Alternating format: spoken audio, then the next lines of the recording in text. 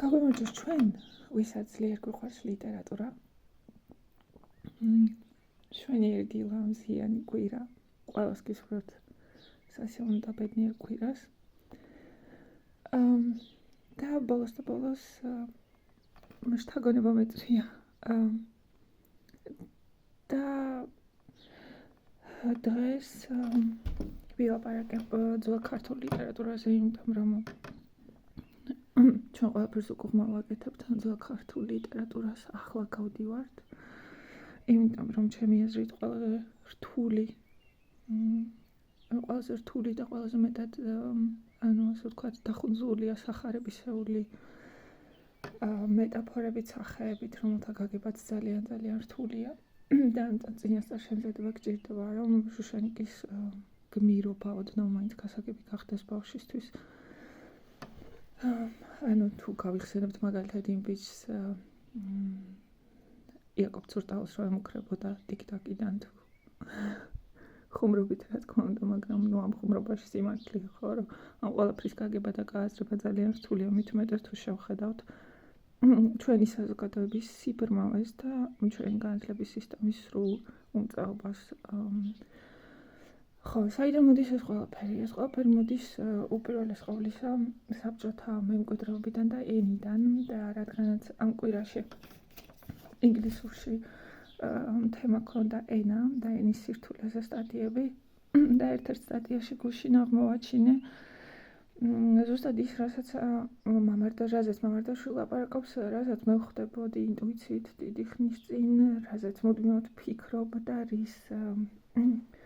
რის გარკვევასაც შევეცადე, ვცდილობ კიდევაც, იმიტომ რომ ესეთი ის დავიწყე სერია თავისუფლების ლექსიკონი, ხო, როგორ შეცვალა კომუნისტურმა იდეოლოგიამ ენა და როგორ მისცა სიტყვებს უსხო მნიშვნელობა, რაზეც ადამიანი დღეს აღარ ფიქრობს საერთოდ და თავი ყველაფრისა ესაა, იმიტომ რომ როდესაც ენა ასეთ აცლილია ყოველგვარი აზრისგან, ინდივიდუალიზმისგან და ის აღარ არის კომუნიკაციის საშუალება, ის არის არ ვიცი, იარაღი ადამიანის გონების წინააღმდეგ და ადამიანის სულის წინააღმდეგ, რომ დააჩვენო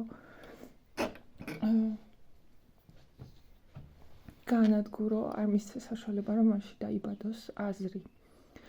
მახსოვს კიდევ სადღაც ვუყურე გერმანულ გადაცემას, სადაც ზუსტად გადაცემის სახელი არ მახსოვს, იმიტომ რომ გონებაში მიტივდება ის მომენტები, რამაც ვთქვათ, შთაბეჭდილება მოახდინა და თემასთან რაღაც ახალი კუთხე დამანახა. სადაც წამყვანი მოიწვია, როგორც ჩანს, ცნობილი ფილოლოგი ან რაღაც ეგეთი, რომელსაც ეკითხებოდა ენის სწორი დამთვისებაზე, ხო, როგორ შეიძლება ენის სტრუქტურებმა შექმნას დაუშალოს ადამიანის აზროვნება. თუმცა საინტერესო იყო, რომ იმ კაცმა ყველაფერი უარყო, რაც არ გამკვირვებია, იმიტომ რომ გერმანული გამოყენებითი ფილოსოფიის მიმდევრებისგან მსგავსი რამე არ მეკვირს, იმიტომ რომ გერმანიაში ვსწავლობდი მაგალითად ჩემი ლიტერატურის მასწავლებლმა საერთოდ გაანადგურა მთელი კაფკა, იმიტომ რომ საერთოდ ვერ წუდებოდა შინაგან კონფლიქტებს და სიღრმეებს და ყველაფერს განიხილავდა ძალიან ზედაპირული გაგებით. მაგალითად ესეთი ასე ხნიდა, თუნდაც მაგალითად ქალის და კაცის სიტუაციებს ხნიდა აბსოლუტურად ცინიკური და მცინავი შეხედულებიდან გამომდინარე, რომ რაციო და ირაციო, მამაკაცი რაციონალური საწყის და ქალი ირაციონალური ერთმანეთს ვერასდროს ვერ გაუგებენ და აქედან ძირითადად ქალის ირაციონალურობას ამასხარავად ჰქონდა აგდებული. და მაშინ იმ კაცმა პრაქტიკულად ყველაფერი უარყო, რამაც მოლოდინი გამიცრუა, მაგრამ აი აქ ამ სტატიაში საინტერესო მომენტი აღმოვაჩინე. სადაც წერია, რომ როგორ აკონტროლებდნენ საბჭოთა კავშირში აზრს ენის საშუალებით, რაზეც მამარდაშვილიც ლაპარაკობს თავის ლექციებში, მაგრამ მე რაც ხელში ჩამოვარდნია მამარდაშვილის და მგონია, რომ ხოლმე ეს არის დაწერილი შემორჩენილი მისი ლექციების ჩანაწერია. სადაც ყველაფერს ეხება, ასე ვთქვათ, ზოგადად, მაგრამ დაწვრილებით, ასე ვთქვათ, ჩამოყალიბებულად დრო არ არის, რომ ილაპარაკოს ამ ფორმატი. აქ ასე წერია, რომ კომუნისტური რეჟიმი საბჭოთა კავშირში იყენებდა იდეოლოგიურ ტექნიკას, რომ დაემორჩილებინა ენა საკუთარი მიზნებისთვის.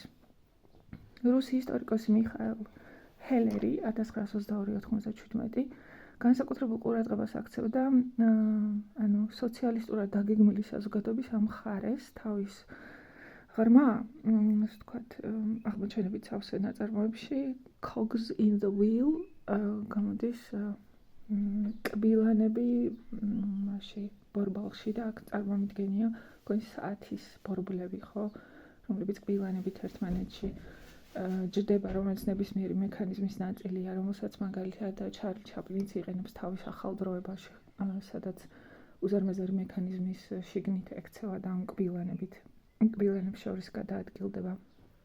და წიგნს ქვია The Formation of Soviet Men 1988 წელი. ვლადიმირ ლენინმა ბოლშევიკურ რევოლუციის შემდეგ შექმნა ენა, რომელიც და გამოიმუშავა გარკვეული გზა და ხერხი, რომ ყველაფერს ჩამოყალიბებინა ფორმულა სლოგან, ლოზუნგების საშუალებით და პრაქტიკულად მე რა წინააღმდეგობასაც ხვდები ჩემ ბავშვებთან ლიტერატურის გაკვეთილებზე, ხო? და რის გამოც მაგალითად ახლა ორი ბავშვი 7 თვის მერე გაიქცა, ხო? რაშიც ადრე მევთვლიდი ჩემ თავსტავნაშავედ და ბევრი ვიმუშავე იმაზე, რომ რაღაცა უფრო გასაგები მეთოდები შემომუშავებინა მათთვის, თუმცა ახლა აღარ ავთვლი თავსტავნაშავედ, იმიტომ რომ უბრალოდ წარმოუდგენელია მეტი რაღა უნდა გავაკეთო. აქ მთავრდება და სხვანაირად არ შემიძლია აქ მთავრდება ჩემი პოზიცია და რასაც ეს ბავშვები აკეთებენ არის ის, რომ ზუსტად ასეთი ფორმულა სლოგანებით გელაპარაკებიან, ხო, ფორმულა ლოზუნგებით. მაგალითად ეუბნები, რომ რატო გააკეთა შუშანიკმა ეს და ელოდები შენ, რომ ის შუშანიკს დაინახავს როგორც ადამიანს და რა კი საკუთარ თავს იცნობს და შეუძლია გათვალოს საკუთარი თვითონ რას იგრძნობს და რას გააკეთებს და დაკვირვება შეუძლია ამაზე, მაშინ იმასაც მიხვდება შუშანიკი რას განიცდის, ხო? მარტივი რაღაცა, მაგალითად სკოლის მასწავლებლები ბავშვებს ეუბნებიან, რომ შუშანიკი ცუდი დედაა, დამნაშავეა იმაში, რომ ესეც ეს სლოგანური აზროვნების, ხო, ლოზუნგური აზროვნების მაგალითია, როდესაც ამას ეუბნება მასწავლებელი ბავშვს ყოველგვარი მსჯელობის, ყოველგვარი საფუძვლების, ყოველგვარი პრინციპების გააზრების გარეშე, ყოველგვარი ფილოსოფიური საწყისების გარეშე. ხო და რო გააგებინო, რომ შუშანიკი ცუდი დედა არ არის, არამედ შუშანიკი არჩევანის წინაშე დგება და იძულებულია რომ აირჩიოს წმინდანის გზა და წმინდანის გზა ადვილი გზა არ არის და იმისთვის რომ ის სულიერი სიმტკიცე შეინარჩუნო, რაც საჭიროა, იმის რომ გაუძლო, ხო, ამხელა მარტოობას, იზოლაციას, არ დაგავიწყდეს რისთვის იბრძვი, ბოლომდე მიიტანო. იმიტომ რომ ჩვენზე მაგალითად ყველაფერი მოქმედებს ადამიანზე, ხო, მშიერი რო ხარ, უფრო მეტად მიდრეკილი ხარ ცოდვისკენ, ვთქვათ და არადა სულიერი გაუტახელობაა ის, რაც მარადიულ ენერგიას გაძლევს, რომ ბრძოლაში არ დანებდე. და რადგან შუშანიკი ახალგაზრდაზე დგება, ყველაფერი ძველი მისთვის კვეთილი უნდა იყოს, ხო, იმიტომ რომ თუ არ მოიკვეთა, ეს ვერ შეძლებს იმ სულიერი სიმტკიცის შენარჩუნებას, რაც საჭიროა ქრისტეს გზაზე სიარულისთვის. და რა კი შედგა ქრისტეს გზაზე და რა კი პირობა მისცა ღმერთს. ღმერთს, რომელიც ყველაფერს გპატიობს, ღმერთს, რომელსაც არ აქვს საზღვარი სიყვარულში, ხო? ადამიანებს აქვს საზღვარი, ადამიანი გეტყვის მე იმედი გამიცრუდა, შინაგანი ენერგია აღარა მაქვს ნდობისა და კარგად იყავი. ღმერთი ამას არ გეუბნება, ღმერთი ეს არის იდეა მარადიულ მონანიებაზე და აღდგომაზე, ხო? და რა თქმა უნდა, ამას გრძნობ მეორე ადამიანისგან, მაგალითად, როდესაც შუშანიკი წუწუნებს ადამიანურ სისუსტეს იჩენს, ხო? ცურწავალთან და იძახის, რომ ჩემ და მარტო ის არიან ჭირნი ესე, სრულიად გასაგებია, იმიტომ რომ თავისთავად შუშანიკი როცა მოქმედებდა აფექტის ქვეშ, რა თქმა უნდა, მთლად აფექტი არ იყო ეს, მაგრამ აფექტი წერია, ხო? იმიტომ რომ მანამდეც კარგად იცოდა ვარსქენის ამბავი და ელოდებოდა, გრძნობდა და ხავს ეჭიდებოდა, ხო? რომ შიგრიკი რომ მოდის ეს ხავს ეჭიდება, შუშანიკი რო ეუბნება, რომ ითხარი სულიერად ცოცხალია ვარსქენი, თუმცა თვითონ იცის, რომ ვარსკენ დიდი ალბათობით აღარაა სულიერად ცოცხალი. და მე ეს რეაქცია მიწაზე რომ დავარდება და თავსა დამართ ცემს. ამაში არის დიდი იმედგაცრუება, დიდი ტკივილი, დიდი ემოცია, ყველაფერი ერთად, ხო? და მე ეს ყველაფერი უნდა დაიწმინდოს, ალაგდეს, გაანალიზდეს, არჩევანი გაკეთდეს, ხო? იმიტომ რომ შუშანიკი ესეთი ადამიანია.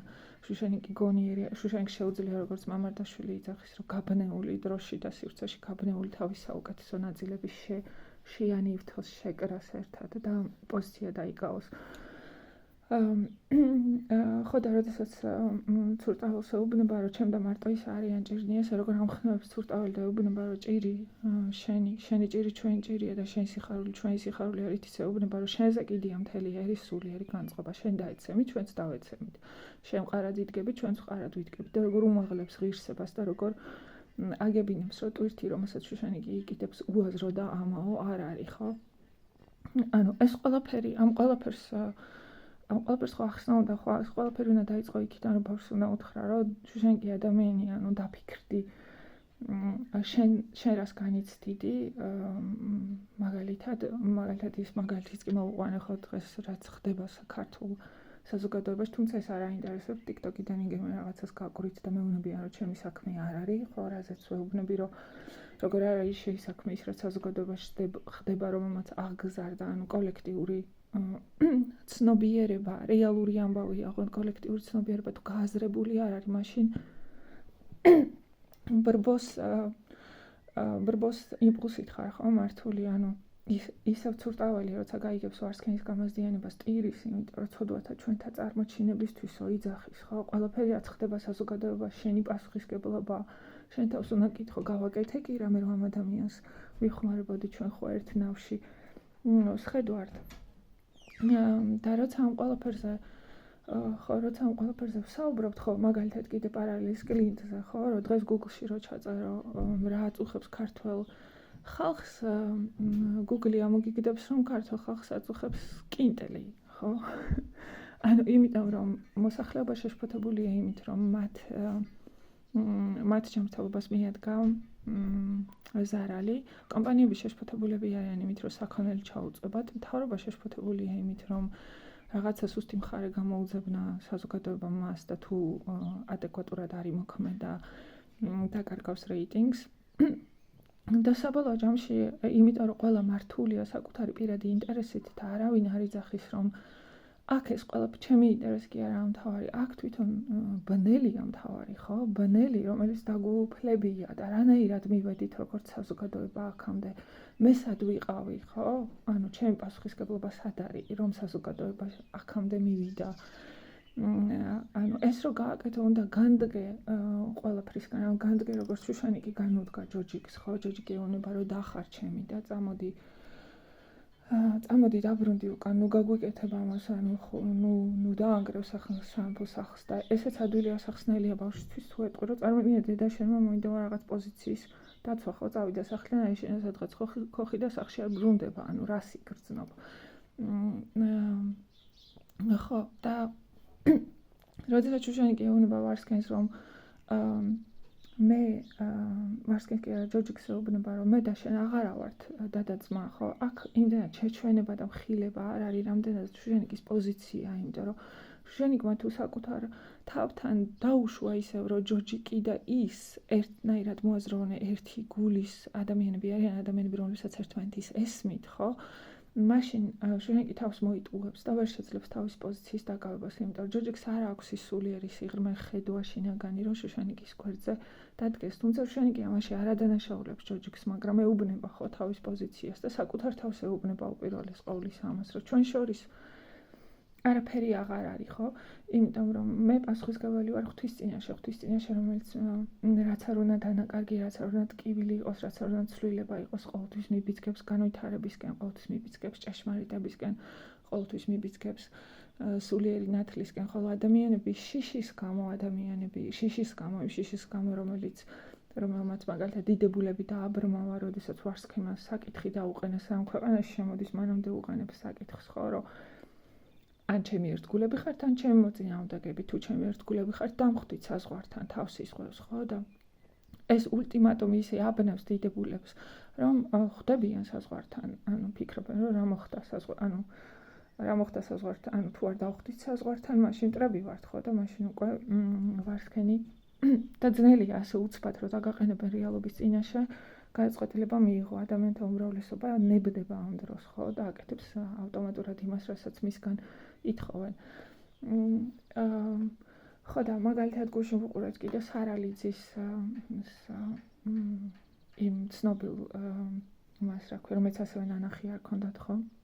სადაც სარალიძე წყობიდან გამოდის, იგინება და გარბის მერე სტუდიიდან და იქ იძახის ეს რაღაცას, რომ ჩემს უკან ჩემი ცოლი დგას, ხო, რომელიც მელოდება, სამართალს ელოდება, ჩემს უკან ჩემი შვილის მეგობრები დგანან, რომლებიც სამართალს ელოდებიან. ანუ რატომ არ არის სარალიძე გმირი და რატომ ვერ ახერხებს შუშანიკის სიმაღლემდე ასვლას არის ის, რომ მას ტკივა თავის ცოლის იმედგაცრუება, მაგრამ არ სტკივა ზოგადად სიბნელის მეუფება ქვეყანაზე, ხო? ანუ მის უკან პრაქტიკულად მარტო ცოლი კი არა, სამართალი უნდა იდგეს, ხო? უნდა იბრძოდეს, რა თქმა უნდა, ხორციელი კავშირებიდან იწყება ყველაფერი და ის გაძლევს мотивაციას, მაგრამ როდესაც ომს იწყებ, და კარგად უნდა იცოდე, რის წინაშე იწყება ომს, ხო? შუშანიკი აქაც ძალიან ბრძენია, იმიტომ რომ და ცურტაველიც ხო, იმიტომ რომ ცურტაველი პირველი რაც ეკითხება შუშანიკს ის არის, რომ ღვაწლსა დიდსა შესვლად ხარ, დედოფალო, დიდი ომი წამოგიწია, ხო? პირობა დიდია, ტვირთი დიდია ღვთის წინაშე, ხო ვიცი, რომ ვინც დაჰპირდება ღმერთს და არ აასრულებს, ის უფრო ისჯება, ვიდრე ვინც არაფერს პირდება. ამ შემთხვევაში შენ ვარსკენზე უარესი იქნები, თუ ამ გზაზე დადექი და ბოლომდე არ მიიყვანე, ხო? ანუ ეს უნდა გესმოდეს, როდესაც საჯაროდ გამოდიხარ და ამხელა ბრძოლას იწყებ. ანუ რა თქმა უნდა, მე არავის არ ვაკრიტიკებ, ძალიან შორს ვარ იმისგან, რომ სარალიძეს ან ამ საქმეს პირადად რაღაცა, ანუ ამისგან გამათავისუფლეთ, უბრალოდ ვიყენებ როგორც მაგალითს და უბრალოდ ჩემ შეხედულებას ვამბობ ამის შესახებ, რომელიც რა თქმა უნდა სადავოა და არავის არ ვეომები, უბრალოდ იმას ვამბობ, რასაც გვიზრდობ ამ სიტუაციაში. ანუ სარალიძე რომ ომს იწყებს თავრობის წინააღმდეგ, ეს საკმარისი არ არის. სარალიძემ ომი უნდა დაიწყოს უსამართლობის წინააღმდეგ, თვითონ უსამართლობის იდეის წინააღმდეგ, იმ უზარმაზარი უსამართლობის წინააღმდეგ, რომელიც ჩვენ ქვეყანაში არის და ჩვენ ქვეყანაში არის, იმიტომ რომ ადამიანები არ არიან, ვინც შუშანიკის მსგავსად შეძლებენ რო იდეისთვის თავი გაწირონ, შეძლებენ იმ უმაგალითო შინაგანი სიმტკიცის გამოჩენას, რაც შუშანიკმა გამოიჩინა, ხო? იმიტომ რომ ამ გზაზე იმიტომ რომ ყველას ტეხენ ძალიან მარტივი მეთოდებით, ტეხენ შიშით, ტეხენ ანუ საკუთარ თავის სიბრალულით, ტეხენ სიძულვილით, ხო, იმიტომ რომ საინტერესოა, რომ შუშანიკი არავის არ ადანაშაულებს. ესეც უზარმაზარი შინაგანი ძალაა, რომ მიხვდე, რომ ადამიანებს არ შეუძლია, ბრბოს არ შეუძლია ეს, ხო, და შენ თუ იტვირთე დაანებე ბრბოს თავი, ანუ აირეს შენი პასუხისმგებლობა მთლიანად. ამიტომ არ მისმის მაგალითად დღევანდელი ქუჩაში გამოსული ხალხის ასე ვთქვათ, მთავარი მედროშეების, რომლებიც ძალიან ბევრ აზრებს ვეთანხმები, მაგრამ იმას არა, როცა გამოდიან და არგუმენტად ხმარობენ იმას, რომ ქოცთა მომხრეებს ეუბნებიან, რომ თქვენამდეც მოვლენ, იცოდეთ, თქვენამდეც მოვლენ. ანუ შენ თუ შენი ერის სიმართლისთვის იბრძვი ქოცებისთვისაც და იბრძვი ყველასთვის, ხო, იბრძვი დაჩაგრულისთვისაც, იბრძვი უბედურისთვისაც, იმ დაჩაგრულების ურწმენოებისთვის უფრო იბრძვი, ხო, როგორც იგიშია, რომ უკან მოიხედავს იგი და მიხვდება, რომ ეხვეწებიან მოძმეები, ხო, ყველაზე მეტად ან მაღალი მთები, გამოგზავნიან იქ იდეები, მაგრამ ყველაზე მეტად თავის წელში მოხრილი უბედური მოძმეები ეხვეწებიან, რომ გვიშველე იგი, ხო? ეს არის უზარმაზარი სულიერი სიმტკიცე, ეს არის პასუხისმგებლობის წვერვალი, ეს არის ის, რაც გაძლევს იმის საშუალებას, რომ ბოლომდე გაქაჩო, იმიტომ რომ შენ თუ ააგე შენი ბრძოლის უნარი იმაზე, რომ ცოლს ადამიანს, ხორციელ ადამიანს იმედი არ გავუცრუო, ძალიან სწრაფად გათავდება, ხო, ასე ვთქვათ, ცეცხლი, იმიტომ რომ რა თქმა უნდა ვერ იქნები სრულყოფილი, იმიტომ რომ ადამიანის სრულყოფილებას ითხოვს, ადამიანის გონებას სრულყოფილებას ითხოვს.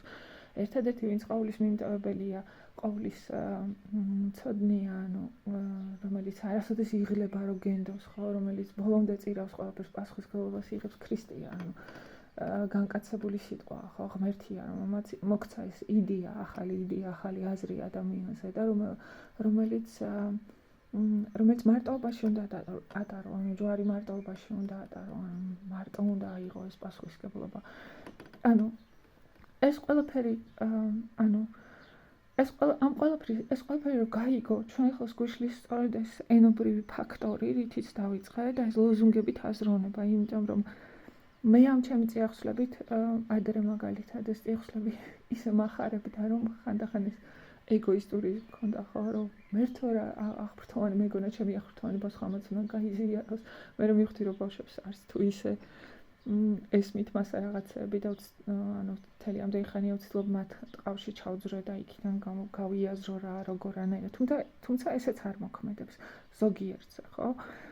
ზოგიერთზე კი არა, ის მცირედიც რაც მოდის ამ გაკვეთილებზე თავისნებით, იმ მცირედიდანაც ჩრდებიან ხალხი. ნუ ჯერ იმდენი არა, ნახევარი არ არის, მაგრამ სადღაც 20% არის. რომელსაც ეს არ ესმის და ეს რისი ბრალია, ძალიან მარტივი რაღაცის ბრალია, ხო, ყველაფერი იწყება ძალიან მარტივი რაღაცეებიდან. სინამდვილეში მაგალითად, მასე კიდე ერთი მაგალითი ჩემი მოსწავლის, ხო, მართვის მოწმობა იმიტომ ვერ აიღე, რომ შუქნიშანზე გადადიოდი, მწვანე ჩაქრა, ყვითელი გაფუჭებული იყო, არა ინთო და შენ დაამუხრუჭე, ხო?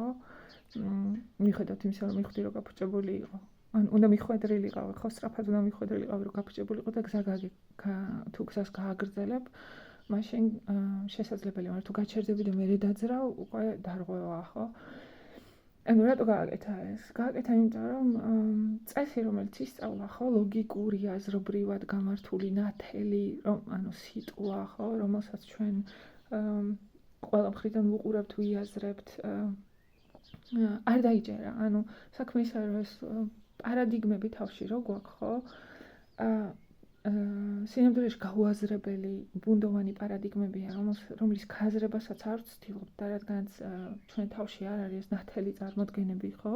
ამიტომ რწმენაც არა გვაქვს და მუდმივად ვმერყეობთ და გადაწყვეტილების მიღება ყოველთვის გვიჭირს და ეს ყველაფერი დაკავშირებულია ისევ და ისევ ენასთან. იმიტომ რომ როცა ვეუბნები, ანუ ვცდილობ ბავშვები ამ გზაზე წავიყვანო, რაზეც ზეღან ვილაპარაკე, ხო, ეს მაგალითები მოვუყვანო. ის ბავშვი, რომელიც გაიქცა, ლოზუნგებით პასუხობს, ანუ რატო გააკეთა ეს შუშანი? იმიტომ რომ გმირია. რატო აკეთებს ამას? იმიტომ რომ ხალხს დაანახოს თავისი სიძლიერე. და შენ რო ვეუბნები, რომ ანუ რა შუაში აქ ხალხი შუშანი კი ხო ადამიანია და ბლა ბლა ბლა. ეს გიყურებს როგორც გიშს იდიოტს, როცა პარალელები მოგაქვს თანამედროვე იმაზე, რა ქვია, ყოფაზე, ისევ გიყურებს როგორც გიშს იდიოტს და მე ებადება ესეთი კითხვა, რომ თამშია ამის გამო გამოცდაზე რომ დავწერო და მე ვიხსნი რომ შეიძლება ყველაფერი ისე დაწერო რომ არც სახელი თქვა, არც გვარი, არც გარემოება, მხოლოდ ძირითადი ფაქტები აიღო და განვითარება თქვა, ხო? და ამ შემთხვევაში ვერავინ ვერაფერს ვერ მოგედავება, შენ რას გულისხმობის, არავინ არ იცის, ანუ შენ საიდან იღებ იმას, რა ქვია, თავარია ლოგიკურად გამართული იყოს, თავარია სწორი წიაღსლები გააკეთო და არავინ არ გეუბნება რომ სახელები და გვარები ანუ ხედავთ სადამდეა ეს საბჭოური ცნობიერება ჩვენში დალექილი, რომ ვიღაცას გონია რომ ახალი თაობა მოვა და ამისგან გათავისუფლდება, მაგრამ ენა არ ათავისუფლებს, ხო, ამ თაობას არაფრისგან და რამდენი მნიშვნელოვანია რომ ლიტერატურა სკოლებში ისწავლებოდეს ისე როგორც მე ისწავლებოდეს, რომ ბავშვებს აუხსნა რომ მარგალიტი არ არის მხოლოდ ქვა, ძვირფასი ქვა, რომლითაც თავით შვენიერ ასე ვთქვათ, კისერს იმკობენ ლამაზი ბანოვანები, არამედ მარგალიტი არის კიდევ სიმბოლო სიკეთისა, ხო, ნებისმიერი შინაგანი სულიერი სიკეთისა, რომლის მოპოვება ადვილი არ არის, ანუ ვაჭარმა უნდა გაყიდოს ყველაფერი, როცა ალბოლო მარგალიტს იპოვის და უნდა იყიდოს მარგალიტი, ხო? ესე გაყიდოს ყველაფერი ნიშნავს, რომ ავთანდილი თმობს აბსოლუტურად ყველაფერს იმისთვის, რომ თინათინის ნდობა და სიყვარული მოიპოვოს, იმიტომ რომ თუ უპირობოდ არ ენდობა ავთანდილი და უპირობოდ არ გაიღებს ყველაფერს თინათინის სულის გასამთელებლად, ხო? მაშინ მარგალიტი მისი არ იქნება, ანუ უნდა დათმოს სახელი, უნდა დათმოს როსტევანის პატივისცემა, უნდა დათმოს სიცოცხლე, უნდა დათმოს, ანუ აბსოლუტური მაშინ უნდა დარჩეს უიმედობაში, ხო? ანუ როგორც ხდება, იმიტომ რომ როცა შეუსრულდება დრო, ფიქრობს იქ აქვს შინაგანი კონფლიქტი, ფიქრობს რომ აუქნა უკან დაუბრუნდა როსტევანს, რას ვეტყვი, რას გავაგებინებ და მერე მაინც შინაგანი სიფხიზლე ავთანდილისა თავისას აკეთებს და ეუბნება რომ არა, თინათინი აქვს თავარი, ხო, ვიხვალ და გხვდება თინათინი, რას ეტყვის ირცხვილიანი, ხო, შენი სინდისი ხო გეუბნება.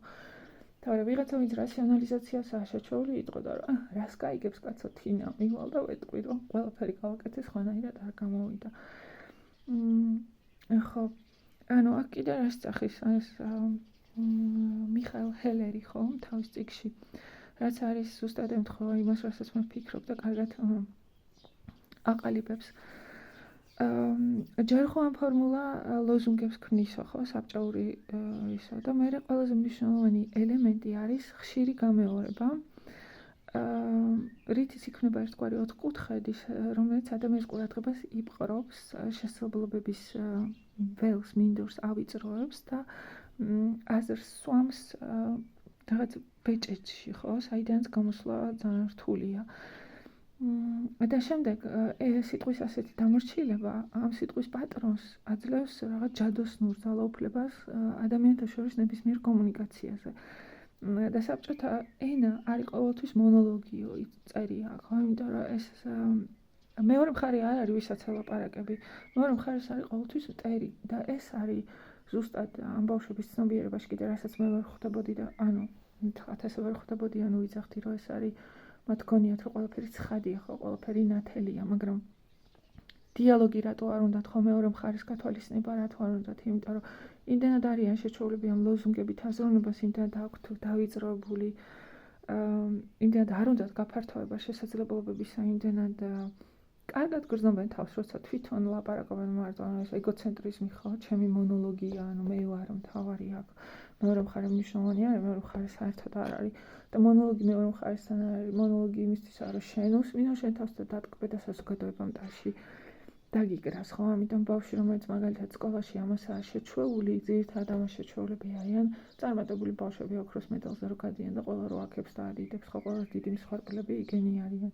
და მე ესეთი ბავშვი მოდის შენთან და შენ აიძულებ რო ყურადღების მას უკვე გონია რომ ყველაფერი იცის, ხო, და შენ აიძულებ რომ რაღაცა გააფართოს, რაღაცა რომ უთხრა რომ მტერი შენ შიგნითა, რომ კმაყოფილება ესე სწრაფად არ მიიღწევა საკუთარი თავით, რომ ეს უსარმაზარი ტვირთი გჭირდება ჯვარ და რა თქმა უნდა ეს ყველაფერი არ ჭირდება.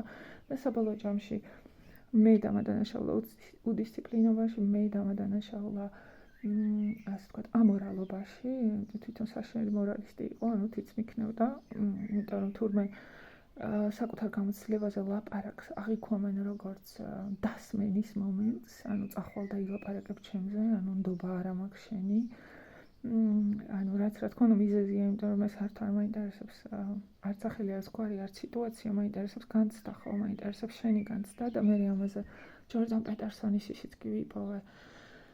self-authoring program ესე ქვია, ანუ სადაც სტუდენტებს პრაქტიკულად მთელი პროგრამა შექმნის, სადაც სტუდენტებს აძლევენ იმის საშუალებას, რომ თავიანთი ცხოვრება დაყონ გარკვეულ ეტაპებად და გაიაზრონ ყველაფერი, რაც მოხდა, ანუ გაზგადგნენ და რეტროსპექტივაში გაატარონ მთელი ცხოვრება, იმისთვის, რომ მერე კავშირები მონახონ ლიტერატურასთან, ხო? ხო, და მერე ანუ შვიდით მერე ესეთი ბავშვი გარბის, მერე ანუ სხვა მასწავლებელთან და მე რა თქმა უნდა დამნაშავედ გრძნობდი თავს, იმიტომ რომ ცუდია რა თქმა უნდა შვიდის მე რო თავს დაანებმა, ეხლა აღარ გრძნობ თავს. ხო, მოკლედ აქ კიდე რა იყო და ეს ფაქტორია ასევე კაცი რომელსაც ლიტერატურა უყვარდა იქ, ხო, იქაც ენის შევიწროება, ანუ რასამობს დარჩენიშვილი მეც იქ სხვას არაფერს, ხო, როგორ სვამს საბჭოთა იდეოლოგია სიტყვას რაღაცა ვიწრო ნაჭუჭში და ამის ძალიან კარგი მაგალითია კიდე ლეო ტაქსილის სახალისო ბიბლია, სადაც მთელი ბიბლიური სახეები სასაცილოდ ააგდებული, ცალსახადხოვად ცინიკური გონების იმაშია გატარებული და ძალიან კარგ მაგალითს გაძლევს იმისას, თუ რამდენად ცდება ადამიანი, როცა ენას ასე უყურებს. ხო, საბჭოთა ენაში აგრძელებს არ არის ნეიტრალური სიტყვები. ყველა სიტყვას აქვს იდეოლოგიური ტვირთი. ამიტომაც საბჭოთა ენაში ერთი და იგივე სიტყვები მეორდება ისევ და ისევ და ისევ, სანამ არ გახდება სიგნალი, რომელიც ეგრევე მოქმედებაზე გადაგიყვანს ყოველგვარი ცდელობის გარეშე რომ იაზროვნო, ხო? რასაც ვხედავ პრაქტიკულად ჩემ ბავშვებში. ანუ მე რა თქმა უნდა ანუ კიდე ერთი პოზიცია, რომელიც მე თავად გამოჩნდა და შემდეგ ვყოლობ ხოლმე ამის დამადასტურებელს სხვადასხვა ფილოსოფიებში.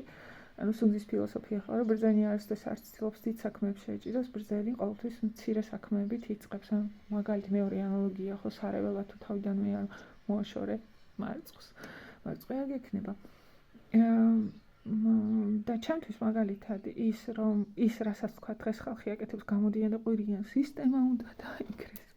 ანუ ეს სიბრძნე არ არის. ანუ გამოხვიდე ქუჩაში და ადგე უზარმაზარი სახელმწიფო მანქანის, კიდაც დაჯღრეული, კიდაც მოშლილი. გინდაც გადაგვარებული, მაგრამ ჯერ კიდევ ფეხზე მდგომი და ასე ფეხზე შეიძლება კიდევ დიდხანს იდგეს. შეუძლებელია, ეს სიგიზია, ხო? ბრძოლა ასეთი რამის წინააღმდეგ უნდა დაიწყო იქ, სადაც ასე ვთქვათ, ამოცანა მარტივია. თუნდაც მაგალითად მე რას ვაკეთებ ზივარ სახლში და ერთ მუჭა ბავშვების გონებაში ვცდილობ რაღაცის გამომარგვლას, ხო? რითიც ჩემ გონებაში მარგლავ რაღაცას, იმიტომ რომ მეც ხო ამ საზოგადოების შვილი ვარ, მეც ხო იგივე სიბნელიდან მოდივარ, მეც ხო იგივე მოსტრაფს ვებრძვი, ხო? მეც ხო ისევე ვცდილობ ჩემი აზროვნება დაიწმინდოს, მეც ხო ისევე ვცდილობ ენა გავაფართოვო და შევეწინააღმდეგო ამ მოსტრაფს, რომლებიც გვიზღუდავენ თავისუფალ ცხოვრებას. და რაც უფრო ბევრი ადამიანი იქნება ესეთი, ეს არის ბომბი ჩემი აზრით, ხო, რომელიც დაანგრევს იმ სისტემას და დაანგრევს შეიძლება ამ თაობაში, არა იმ თაობაში, მაგრამ შემდეგ თაობაში, იმიტომ რომ ბოლოს და ბოლოს აბრაამმა 4 თაობა ელოდა, რომ ისგან ებრაელი გამოსულიყო და ღმერთმა უთხრა მას, ხო, რომ 4 თაობის მერე 5 თაობის მერე იქნება შენი ერი, ვარსკვლავი თუ რიცხვი და აბრაამმა დაუჯერა. და კიდევ ერთი ფაქტორი ხო, გრიგოლ ხანძთელი, ხო? გრიგოლ ხანძთელი ბრძენი იყო, რატო წავიდა დაოკლარჯეთში, იმიტომ შეუძლებელი იყო არაბული მანქანის დანგრევა თბილისიდან. წავიდა დაოკლარჯეთში უქმ უდაბნოში, სადაც არაფერი არ იყო და ნოლიდან დაიწყო ყველაფრის შენობობა და ჩაუყარა საფუძველი ქართულ სახელმწიფოებრიობას, რომელმაც იარსება რამდენი საუკუნე. ასე რომ გმართებს ტირილი და ცრემლთა ბრქვევა, სტიროდე ადამ, სტიროდა ევა, ბოდიში ამ ლირიკული გადახვევისთვის. და ვაგრძელებ ისევ ენაზე. ხო, ნეიტრალური სიტყვები არ არისო, ხო?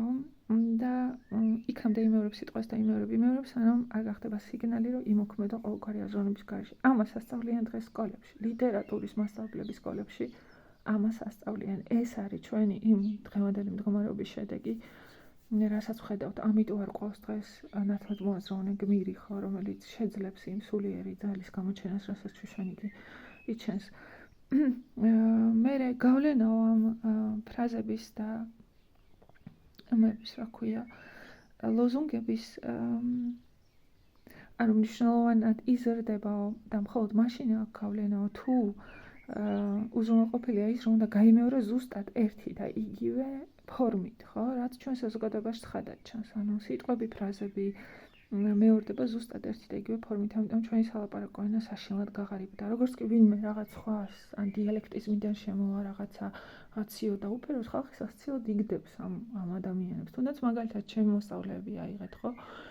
ვცდილობ რომ ლექსიკა გაუფართოვა, მეც ვგრძნობ რომ ჩემი ლექსიკაც მიუხედავად იმისა, რომ სააზროვნო ლექსიკა ფართოა, სალაპარაკო ლექსიკა მაინც ღარიბია, იმიტომ რომ როცა მინდა რაღაცა შინაგანი ემოციური მდგომარეობები გადმოვცე, მეტაფორა არ მკმარა, საკმარის მეტაფორული აზროვნება არ მაქვს, საკმარისი სიტყვების მარაგი არ მაქვს, ხო, ისეთი. და მეც ვცდილობ ეს ავინაზღაურო და მათაც გავაგებინო. იცინიან, მაგალითად იმის დასაწყისში ლექსიკონიდან ამოვიწერა სინონიმები, თქვათ ამაყის, ხო, და იქ იმდენი სინონიმია, ყოყოჩი, ამპარტავანი, კუდაბზიკა, ხო, და როგორც კი სიტყვას რაღაც ემოციური ელფერი, ინდივიდუალური ელფერი შეეპარება, გიჟებივით იცინიან, და ერცხვინებად, სამარცხვინო, პრაქტიკულად სოციალური სირცხვილის განცდას განიცდიან. ეს რა საშინელი რამე თქვი, სოციალური სირცხვილის განცდას განიცდიან. ტაუტოლოგიის მწვერვალი. მოდი ესე ვთქვათ, თმის ძირებამდე წითლდებიან.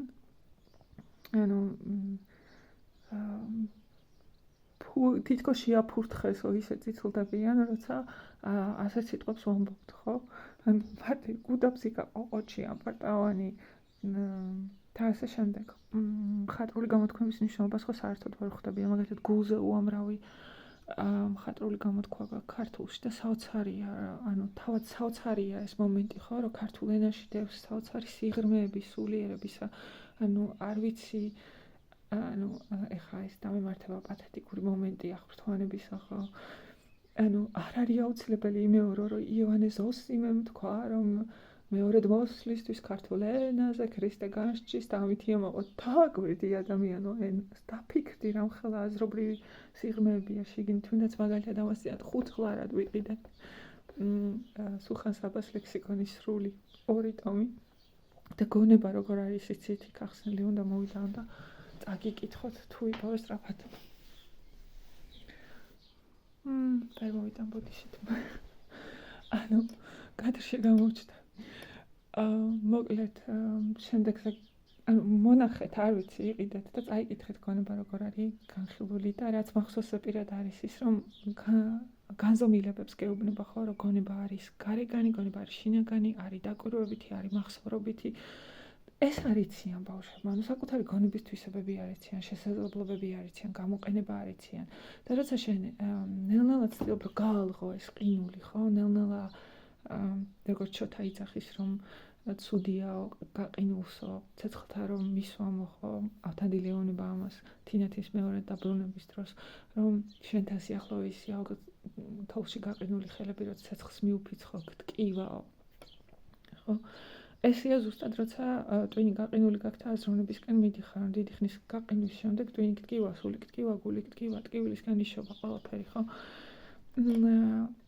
მაგრამ როდესაც 17 წლის ბავშვი არ უნდა ეს ხო როცა 17 წლის ბავშვი გთვლის რომ გიჟი ხარ აი მე მგონი მან ძალიან ცუდად აგვაქვს საქმე და მე ეგ უფრო მაწუხებს ვიდრე ის რაც დღეს საქართველოს ქუჩებში ხდება იმიტომ რომ საქართველოს ქუჩებში პოლიტიკურ ასპარეზზე და სოციალურ ასპარეზზე ხდება ის ჩემთვის უფრო გარე დაკვირვების საგანია ხო იმიტომ რომ ის არ არის მოვლენები რომელშიც ჩართვას აზრი აქვს იმიტომ რომ ვერაფერს ვერ შეცვლი იმიტომ რომ ცვლილება იწყება აქედან, ცვლილება იწყება ამ თაობიდან, ანუ ცვლილება იწყება ინდივიდიდან, ან ცვლილება იწყება საკუთარი თავიდან.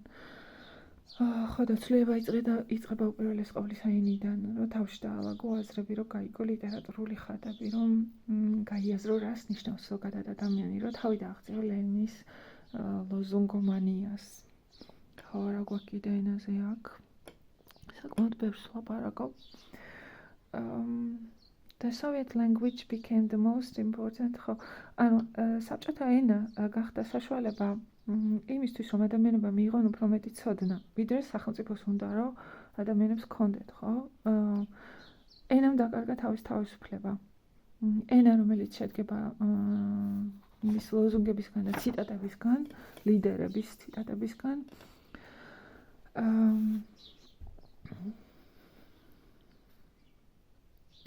ანუ სიტყვა რომელიც ნიშნავს რომ მტერი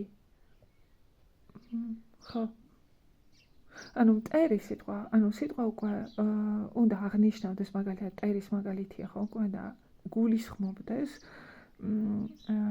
უკვე ჟღერა უნდა სიტყვის ჟღერა უნდა გაგრძნობინებდეს თუ რა არის მტერი და როგორც კი ამ სიტყვას გაიგებ ეგრევე სიზუილით უნდა აღენთო. რასაც დღეს ვხედავთ ჩვენ საზოგადოების დაპირისპირების პრობლემა რაც არის, ეს არის რომ ცნობიერებაშია, ხო? იმიტომ რომ ადამიანებისთვის მტერი, სიტყვა მტერი ეგრევე საბრძოლო მდგომარეობა. არავინ არ იაზრებს მტერში რა უნდა, მტერი რას გულისხმობს, ხო? და როცა შენეუნები რომ აბა დაფიქრდი მტერი რას გულისხმობს, გეუბნებიან, მოგცლია ეხლა რა გამომიხვედი შენს რაღაცა რა ვიცი მე, სპინოზა. ან ეგ მარტო იმათი პრეროგატივაა რა Facebook-ზე და იქ რომ მნიშვნელოვან ფილოსოფიური მას გააჩაღებენ ხოლმე. ხო? სინამდვილეში მტერი რა არის? ანუ სინამდვილეში მტერი აიღეთ მაგალითად მუცალი და ალდა ქეთელაური. ანუ მუცალი რომელიც სიკვდილის წინ ხვდება რომ არაფერი არ აღირს ამათ, ხო? არაფერი არ აღირს არც მკვდარი ძმა არ გაცოცხლდება, არც მოსაქონელი არ ღირს ამ მტორობად, ხო, რომ ერთადერთი რადაც ღირს ცხოვრება არის მეორე ადამიანში დაინახო ის, რაც უნდა დაინახო, რომ ალუდა ვაჟკაცია, ხო, იმიტომ რომ მანამდე თოფის როლასთან ერთად დიალოგიც აქვთ, ხო, და როგორი შეუპოვრობა, როგორი თავდაჯერება, როგორი ეს აგდებული დამოკიდებულება სიკვდილისადმი იუმორი.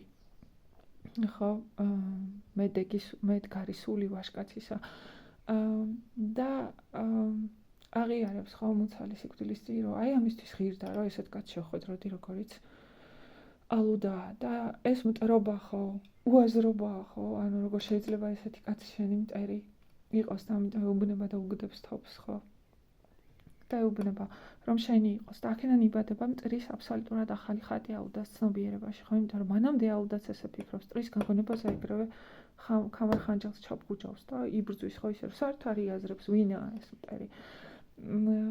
მტერი სინამდვილეში ჭკვიანი კაცი არასდროს არ ფიქრობს, რომ მტერი ღუპავს მას, ხო? ანუ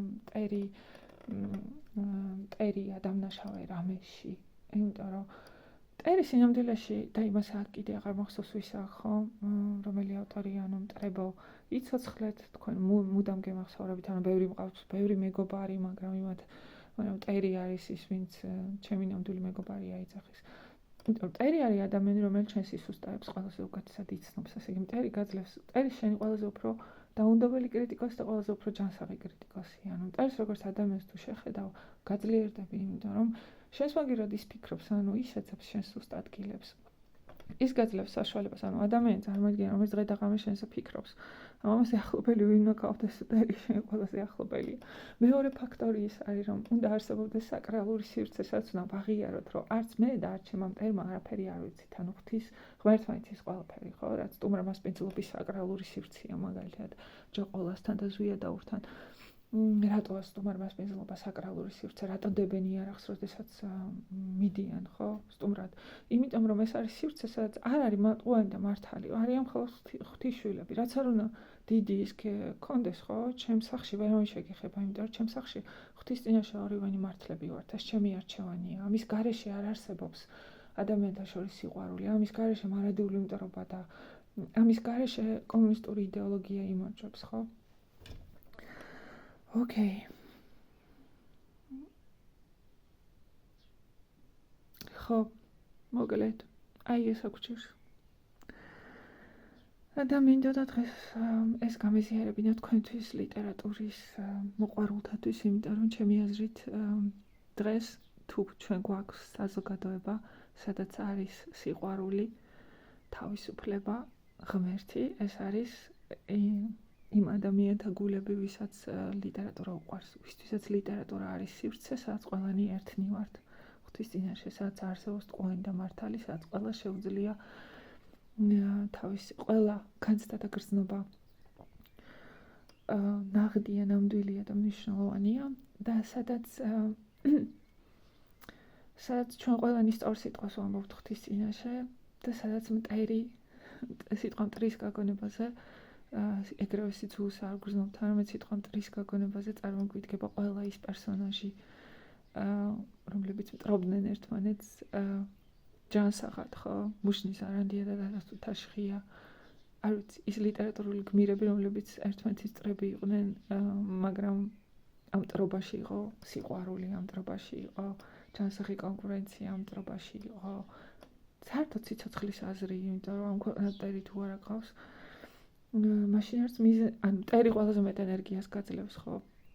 მაშინ არც მიზანი გაქვს, რომ უკეთესი გახდე, რომ შენი პოზიცია დაიცვა, რომ აპატიო, რომ ადამიანი იყო, ხო, ზოგადად.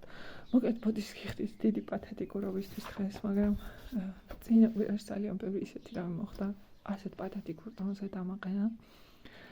იმედია, რომ ვიღაცას გულზე ხდება, ის რაც მე ხდება გულზე და ბედნიერ კვირა დღეს გისურვებთ და კარგად ბრძანდებოდეთ.